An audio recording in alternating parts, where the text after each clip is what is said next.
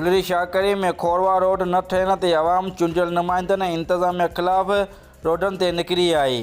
शहरियुनि ऐं ॻोठाणनि पारां प्रेस क्लब बुलरी शाहकरी साम्हूं मोहम्मद जत, उमाम ॾिनू रिंद, मोहम्मद मूसा रिंद, अली ॾिनू रिंद, बशारत जत, शरीफ़ कपरी ऐं ॿियनि अॻवान एहतजाज ऐं मुज़ाहिरो कयो।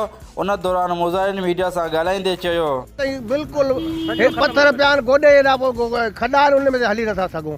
महिरबानी करे असीं सिंध हुकूमत खे चऊं था असांजे रोड ते कमु करियो, या न कंदा असांखां छा करी। मां हिन पासे को बि असांखां कमु करण लाइ वॾो माण्हू न अचे, असांजो इहो अर्ज़ु आहे।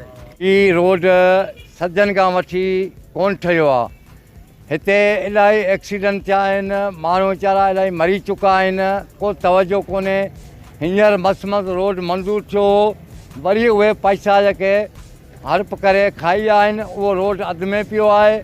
गवर्नमेंट के ऐं इमरान अंधे के अर्ज़ु करियो ऐं ज़ालम हिते अची दौरो कर, तूं गावाऊं तूं करे थो, हीउ कमु थियो आहे, हू कमु थियो। सिंध गवर्नमेंट के ऐं वज़ीर आला मुराद अली शाह के ऐं आसफ अली ज़रदारी साहब के, बिलावल भुट्टो ज़रदारी साहब के अर्ज़ु करियूं था। ऐं पहिरां मां असां ख़ुदा खे हाज़िर नाज़िर सम्झी ॻाल्हि करियूं था।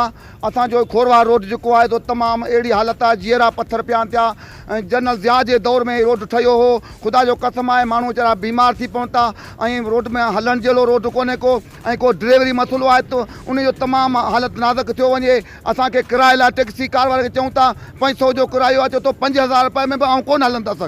हीउ रोड अहिड़ो नाज़ुक थियो आहे, का किराए लाइ गाॾी कोन थी मिले।